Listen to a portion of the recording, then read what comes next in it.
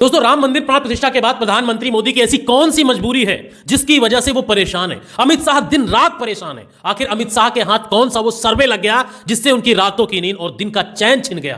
क्यों प्रधानमंत्री मोदी मंदिर प्राण प्रतिष्ठा के बाद गिरते ही जा रहे हैं, झुकते ही जा रहे हैं। क्या बाबा बागेश्वर और राम भद्राचार्य ने मोदी की लुटिया डुबो दी? ध्यान से देखिएगा, वीडियो मजा आने वाला है। एक एक चीज को बहुत ही बारीकी से समझाने वाला हूं। नीतीश कुमार को अपने पाले में लाने के बाद आखिर वो कौन सी बेचैनी है मोदी की जिसकी वजह से ईडी और सीबीआई को तेजस्वी यादव, लालू प्रसाद यादव, राबड़ी देवी, उनकी दोनों बेटियों, दिल्ली के मुख्यमंत्री अरविंद केजरीवाल हो या हेमंत सोरेन हो झारखंड के मुख्यमंत्री, या शरद पवार के ग्रैंडसन रोहित पवार हो, या उद्धव ठाकरे के बेटे या ममता बनर्जी के भतीजे आकाश बनर्जी, या कर्नाटक के डीके शिव कुमार। आखिर क्यों प्रधानमंत्री को चुनाव के समय इन सब के पीछे इन तमाम एजेंसियों को लगाना पड़ रहा है? क्या प्रधानमंत्री मोदी इस बार 200 का आंकड़ा भी नहीं पार करने वाले हैं? इन सब चीजों पर चर्चा करने वाले हैं। हेलो नमस्कार, मैं मुकेश कुमार, और वीडियो पर नए हैं तो वीडियो को लाइक करके चैनल को सब्सक्राइब कर लेना, और फेसबुक पर इसे देख रहे हैं तो हमारे पेज को जरूर फॉलो कर लेना। तो चुनाव के समय जब कोई सरकार दुश्मनी का हिसाब करती है तो अक्सर उसका अंजाम बहुत ही अच्छा नहीं होता, और कुछ ऐसा ही चुनाव के समय यह सरकार आजकल कर रही है। चुन चुनकर दुश्मनों का हिसाब।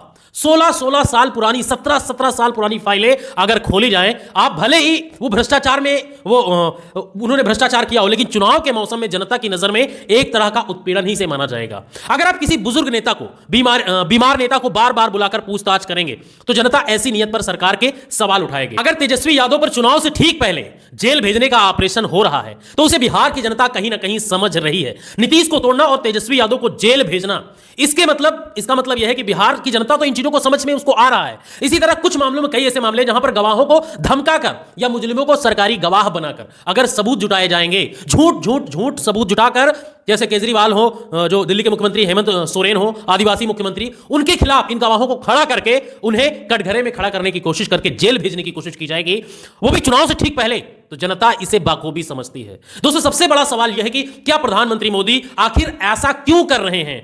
जो प्रधानमंत्री मोदी अमित शाह कर रहे हैं, क्यों कर रहे हैं? अगर एक तरफ उनकी पार्टी के राष्ट्रीय अध्यक्ष जेपी नड्डा कहते हैं कि बीजेपी इस बार 300 पार का रिकॉर्ड तोड़ देगी, हो सकता है कि 400 पार हो जाए। 400 पार का नारा बीजेपी का हर एक प्रवक्ता, चाहे राष्ट्रीय प्रवक्ता हो या प्रदेश प्रवक्ता हो या कोई भी नेता हो, सब कह रहे हैं। फिर भी मोदी और अमित शाह को ईडी की जरूरत क्यों पड़ रही है? फिर क्यों मोदी को ऑपरेशन बिहार की जरूरत पड़ रही है? ऑपरेशन नीतीश कुमार की जरूरत पड़ रही है? नीतीश कुमार को तोड़ने के लिए इतना मोदी को क्यों झुकना पड़ा? और क्यों जेल भेजना चाहते हैं केजरीवाल को, हेमंत सोरेन को या फिर तेजस्वी यादव को? आखिर ईडी का ऑपरेशन की जरूरत क्यों पड़ी? अब सवाल यह है कि आखिर क्या वाकई प्रधानमंत्री मोदी बेचैन है 2024 के चुनाव को लेकर? नीतीश को तोड़ने के बावजूद, राम मंदिर का इतना बड़ा भव्य उद्घाटन करने के बावजूद वो तेजस्वी यादव की घेराबंदी कर रहे हैं। 10-10 घंटे लालू प्रसाद यादव से पूछताछ करने के बाद अगला निशाना राबड़ी देवी है, लालू की बेटियां हैं और लालू के बेटे तेजस्वी यादव है। और झारखंड की बात करें तो हेमंत सोरेन के पीछे भी ईडी का एक बड़ा जत्था छोड़ दिया गया है। केजरीवाल को घेरने की कोशिश की जा रही है, और फिर उसके बाद दीदी पर पश्चिम बंगाल में प्रेशर बनाया जा रहा है। और अगर महाराष्ट्र को देखें तो वहां पर आदित्य ठाकरे की घेराबंदी की जा रही है। इसी तरह से शरद पवार के ग्रैंडसन रोहित पवार, जिन्होंने एक अलग जगह रखी है, वहां भी ईडी छोड़ दी गई है। कर्नाटक में जहां पर एक कमजोर जमीन है मोदी की, आज की तारीख में कर्नाटक हारने के बाद वहां डीके शिव कुमार जी को, जिनको चाणक्य कहा जाता है दक्षिण भारत का, उनके पीछे ईडी की घेराबंदी हो रही है। ये ईडी का चौतरफा जो ऑपरेशन आखिर क्यों हो रहा है? अगर बीजेपी 400 पार कर रही है, जो नड्डा जी कह रहे हैं, तमाम सारे उनके नेता कह रहे हैं, क्या मोदी जी को इस बात का अंदेशा लग गया है? क्या मोदी को इस बात का इल्म है कि जो जमीनी रिपोर्ट मोदी के टेबल पर आकर गिरी है वो एहसास दिला रही है कि इस बार 2024 का रास्ता आसान नहीं होने वाला है, डगर आसान नहीं होगी? क्या ये जान गए हैं मोदी? अब सबसे बड़ा सवाल है, आप सभी से मैं पूछना चाहता हूं, क्या 272 का जो मैजिक नंबर है, जो मेजॉरिटी मार्क माना जाता है, 272 का पार, जिसको क्रॉस करने के बाद बताया जाता है कि सरकार बन जाती है, क्या उस मेजॉरिटी मार्क को मोदी 272 का जो आंकड़ा है उसको भी नहीं पार कर पा रहे, उसको भी छू नहीं पा रहे? सबसे बड़ा सवाल है और सबसे बड़ा क्वेश्चन है, जिसकी वजह से ये सारी हरकतें देखने को मिल रही है। जो एक तरफ ईडी, इनकम टैक्स या सीबीआई का ऑपरेशन जो चल रहा है, नीतीश को तोड़ने के बावजूद ये मोदी ना सिर्फ बेचैन है बल्कि उनके अंदर घबराहट है। लेकिन अभी भी मोदी असमंजस में है, उन्हें खुद पर कॉन्फिडेंस नहीं है। वो 272 पार करने की बात तो कर रहे हैं, लेकिन मुझे लगता है सबसे बड़ा सवाल जो है, जो आपको भी चौंका देगा, आपको बता दें कि जो जमीनी हकीकत निकल कर आ रही है, जिस तरीके से ईडी की हरकत दिख रही है, जिस तरीके से साजिश दिख रही है, हेमंत सोरेन, तेजस्वी यादव, केजरीवाल, अजीत पवार, रोहित पवार, ममता बनर्जी, उनकी घेराबंदी जिस तरीके से चल रही है, बिहार के बाहर बहुत कुछ बता रहा है और बहुत कुछ जाहिर कर रही है। लेकिन इसको थोड़ा सा, इस पर नजर डालते हैं और इसको थोड़ा सा ब्रीफ में जानने की कोशिश करते हैं। तो मंदिर प्राण प्रतिष्ठा से पहले यह कहा गया था कि मंदिर एक ट्रम्प कार्ड होगा। पूरी भारतीय जनता पार्टी और मोदी सरकार और अमित शाह, सबको यही लग रहा था कि मंदिर का उद्घाटन, प्राण प्रतिष्ठा, यानी मंदिर का प्राण प्रतिष्ठा होने के बाद चुनाव की घोषणा हो जाएगी और सब कुछ जो आफ्टर अयोध्या का जो नारा था कि आफ्टर अयोध्या 300 पार जो है भाजपा जाएगी, मंदिर प्राण प्रतिष्ठा के बाद मोदी झुकते जा रहे हैं। ऐसा लग रहा है कि अयोध्या का जो उद्घाटन इन्होंने किया है वो इनके लिए सबसे बड़ा काल बनकर उभरा है। आपने देखा होगा अभी हाल ही में बिहार में नीतीश कुमार के साथ झुके हुए हैं, कभी हेमंत सोरेन के पकड़ने के लिए ईडी निकाल रहे हैं, उधर केजरीवाल की घेराबंदी हो रही है, तेजस्वी यादव पर निशाना साधा जा रहा है किस तरीके से उनको जेल भेज दिया जाए। तो कोई भैया कह रहा है कि मोदी जी मतलब कई सारी ऐसी खबरें भी चल रही हैं कि मोदी जी जब से बाबा बागेश्वर राम भद्राचार्य से आशीर्वाद लिए हैं, क्योंकि इन बाबाओं ने जिनको जिनको आशीर्वाद दिया है उसके बाद वो इंसान की नैया ही डूब गई है। क्योंकि इन बाबाओं से आशीर्वाद लेने के बाद जिस भी इंसान ने इन पर विश्वास किया उसकी नैया डूब गई। जिस तरीके से आपने देखा होगा बाबा बागेश्वर के पास मध्य प्रदेश के तमाम सारे नेता गए थे, उनकी लुटिया डूब गई सब। वो चाहे शिवराज सिंह चौहान हो जो वहां के मुख्यमंत्री रहे हो या वहां के गृह मंत्री हो, तमाम सारे नेता बाबा बागेश्वर के पास गए, उनसे आशीर्वाद लिया और उनकी लुटिया डूब गई, उनकी राजनीतिक कैरियर का सत्यानाश हो गया। शिवराज चौहान जो सोच रहे थे इस बार फिर मुख्यमंत्री बनेंगे, उनका भी बेड़ा गर्क हो गया। दोस्तों एक कहावत है जिसके अंदर ज्ञान का भंडार होता है ना, वो बहुत शांत स्वभाव का होता है, और जो थोड़ा बहुत ज्ञानी होता है ना, चिल्ला चिल्ला कर यह बताने की कोशिश करता है कि मैं बहुत बड़ा ज्ञानी हूं। वही हाल है इस बार 400 के पार का आंकड़ा।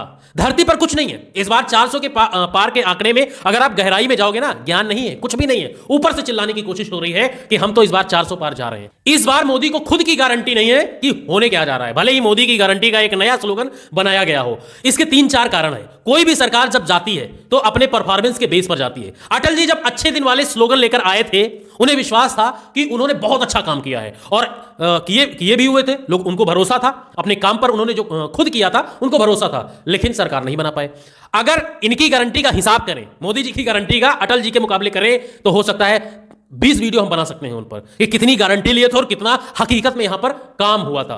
हकीकत तो यह है कि उनके पास जीत की गारंटी नहीं है। उन्होंने कहा था कि 60 महीने दीजिए, कांग्रेस को 60 साल दिए हो, हमें 60 महीने दे दो। लोगों ने 60 महीने दिए, आप कुछ नहीं कर पाए। फिर आपने कहा 5 साल मांगा, लोगों ने 5 साल आपको दे दिए। स्थिति वही की वही है, चीज वही की वही बनी हुई है। आपके जोर जोर चिल्लाने से यह नहीं होता है कि 25 करोड़ लोगों को जो बेरोजगार है उनको रोजगार मिल गया है। आप देखो, आंकड़ा उठाकर देखो, इस देश में गरीबी बढ़ी है, यह हकीकत है, यह सब लोग जानते हैं। कुल मिलाकर जब आपके पास बताने के लिए कुछ नहीं होता ना, तो आप 272 के भी लाले आपको पड़ जाएंगे। आपको मैं हकीकत, जो जमीन की हकीकत बताता हूं, 272 के भी लाले पड़ जाएंगे, 400-500 को तो छोड़िए। दोस्तों आपको बता दें कि अमित शाह हर महीने सर्वे करते हैं, हर जगह से रिपोर्ट आती है कि क्या माहौल चल रहा है उनकी पार्टी का। कई सारे भाजपा के पत्रकार समझ लो भाजपा के ही हैं, वो इस समय टीवी चैनल पर डिबेट करते हुए कहते हुए दिख जाएंगे आपको। कई सारे पॉलिटिकल एनालिस्ट आपको देखने को मिल जाएंगे जो आपको बताएंगे कि इस बार 350 पार भाजपा जाएगी। इस तरह की बातें आप सुनते होंगे। और मंदिर के बाद कहेंगे, मंदिर प्राण प्रतिष्ठा के बाद 400 का आंकड़ा भी छू सकते हैं। जब आप टीवी डिबेट देखते हो ना, तो मत समझना, उन पर विश्वास मत करना। उन तमाम सारे पत्रकार जो वहां पर बैठे हुए डिबेट कर रहे हैं, आपको बता रहे हैं ना, ये होशियार, उनसे होशियार रहना, क्योंकि उनको जिम्मेदारी दी गई है कि भारतीय जनता पार्टी की तरफ से जिम्मेदारी दी गई है कि आपकी जिम्मेदारी कैसे लोगों के दिमाग में बात डालना है, उन्हें कन्विंस करना है कि भाजपा इस बार 350 या 300 के पार जाने वाली है। और राम मंदिर के बाद तो भैया पूरा एकदम राम भक्त, पूरा भक्तिमय हो गया है। लेकिन जो जमीनी हकीकत वो मैं आपको बता रहा हूं, 272 के भी लाले पड़ जाएंगे। लेकिन जो लोग चिंता में लगे हुए हैं, इस ऑपरेशन में काम कर रहे हैं, जो सर्वे कर रहे हैं अमित शाह के लिए, अलग अलग जो बातें निकल कर आई, 272 के भी लाले पड़ रहे हैं। आपको बता दें कि 230 से 35 का आंकड़ा भी नहीं छू पा रहे हैं। इसलिए नीतीश कुमार जरूरी है, इसलिए महाराष्ट्र जरूरी है, इसलिए बंगाल जरूरी है, इसलिए कर्नाटक जरूरी है, इसलिए दिल्ली जरूरी है, पंजाब जरूरी है। ये सब जरूरी है, तभी जाकर 272 280 तक खींच पाएंगे। ये लोग कह रहे हैं उत्तर प्रदेश में 80 सीटें हैं, वहां पर भी 100% सीटें लाने की बात कर रहे हैं। भैया मैं बता दूं कि उत्तर प्रदेश में गड्ढे दिख रहे हैं, क्योंकि इस बार अखिलेश यादव पूरे एकदम एग्रेशन मूड में, अखिलेश यादव और चाहे कांग्रेस पार्टी राहुल गांधी मिलकर इस बार जो उनका पीडीए का जो चाल है ना, स्वामी प्रसाद यादव के साथ मिलकर जिस तरीके से उन्होंने गणित लगाई है, मंडल वर्सेस कमंडल की राजनीति उत्तर प्रदेश में कर दी है, वो कहीं ना कहीं इस बार भारतीय जनता पार्टी के ऊपर भारी पड़ने वाली है। दोस्तों पूरे भारत में 200 सीट ऐसी हैं जहां पर भारतीय जनता पार्टी अपनी डिपॉजिट भी नहीं, बड़ी मुश्किल से बचा पा रही है। तो 545 टोटल सीटें हैं और 545 सीटें, उसमें से 280 सीटें निकाल दो तो बचती हैं 345।